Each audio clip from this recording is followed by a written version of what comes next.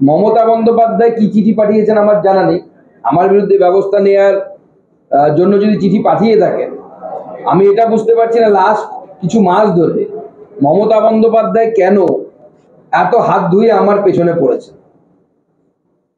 ওনার আমাকে দেখতে পছন্দ হচ্ছে না, নাকি লড়াই করছিলাম রাস্তায় সেটা পছন্দ হচ্ছে না, যে কারণেই হোক, তবে ভালো লাগছে যে সুকান্ত মজুমদারকে মমতা বন্দ্যোপাধ্যায় বা তার লোকেরা ব্যবস্থা নেওয়ার কথা বলছে, মানে বন্দে মে হ্যাঁ দাম। চলুন, অভিজিৎ সরকার খুনের ঘটনা, আপনি রায় আমাদের এই বিষয়ে বিশেষ কিছু বলার নেই। আমরা আশা করব আদালত যেভাবে নির্দেশ দিচ্ছেন বা দেবে সেটাকে ফলো করে সিবিআই কাজ করবে। আদালত যদি 18 জনকে গ্রেপ্তার করার কথা বলে থাকে তো গ্রেপ্তার করতে হবে তাড়াতাড়ি।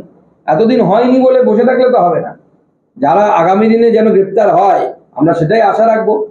পরেশ পাল তো পালিয়ে গেছে, পরেশ পাল পগার পার হয়ে গেছে। অপেক্ষা করুন, তৃণমূলও পগার পার হবে। এইভাবে তৃণমূলকে খুঁজে পাওয়া যাবে না রাজ্যে, অন্য রাজ্যে গিয়ে আশ্রয় নেই। বিচারক বলছেন চার্জশিটে যাদেরই নাম আছে, কোনো বিধায়ক হোক, কোনো প্রাক্তন আইসি হন, তাদেরকে আদালতে অ্যাপিয়ার করেই একমাত্র বেল নিতে হবে।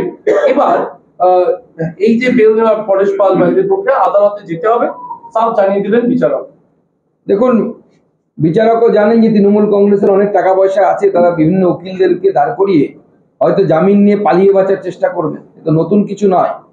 তবে আদালতের এই রায়ের ফলে অন্ততপক্ষে তৃণমূল কংগ্রেসের যারা নেতা নেতৃত্ব আছে, যারা এই কেসের সাথে যুক্ত, তাদেরকে কমসে কম আদালতের সামনে সশরীরে হাজির হতে হবে।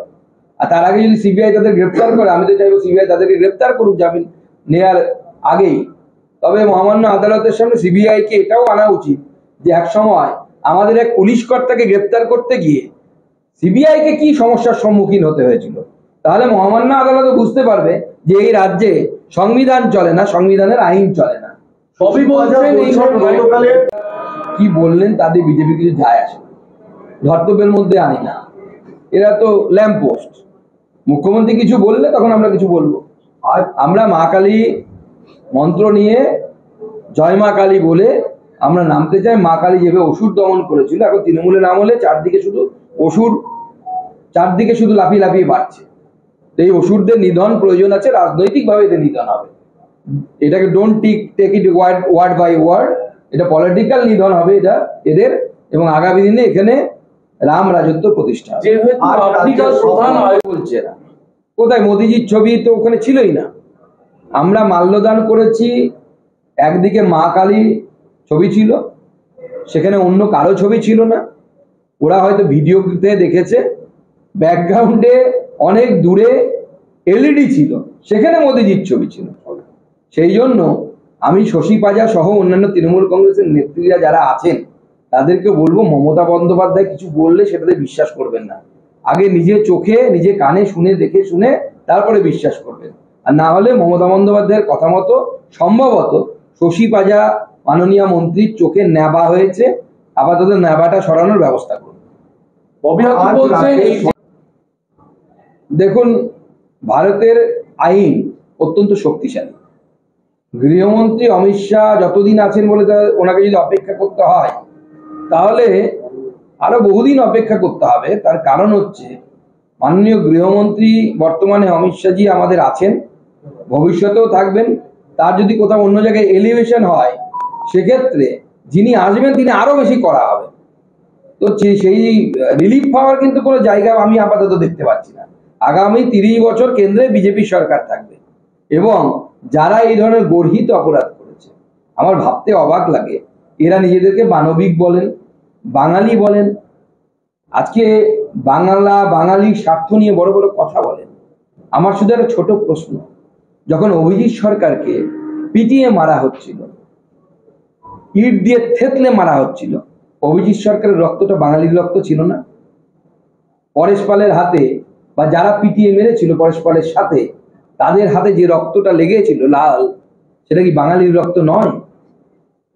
নাকি তখন বাঙালি সব পিছনে চলে যায়, সামনে রাজনৈতিক স্বার্থ এবং রাজনৈতিক হিংসাটাই শুধু চলে আসে?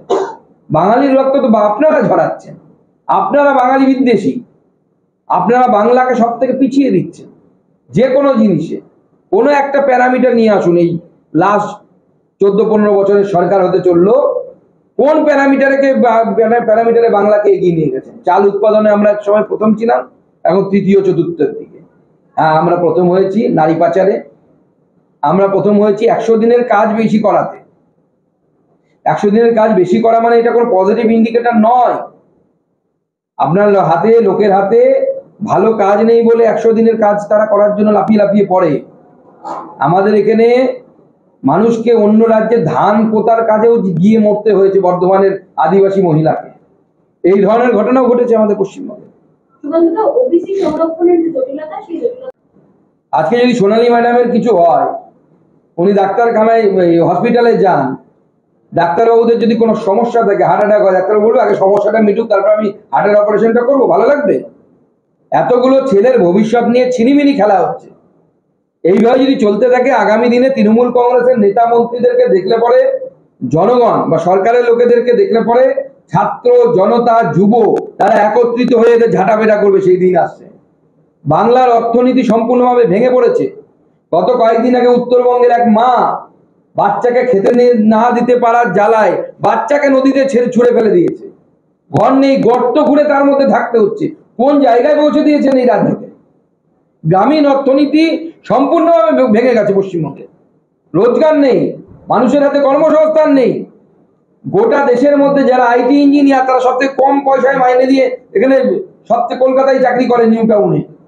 একজন হায়দ্রাবাদে যত মাইনে পায় তার অর্ধেক মাইনেতে এখানে ছেলেমেয়েরা চাকরি করছে, কল সেন্টারে চাকরি করছে অর্ধেক মাইনেতে। কোন জায়গায় পৌঁছে দিয়েছি এই রাজ্যটাকে? রাজ্যের সব দপ্তরে 2 ঘন্টার কর্ম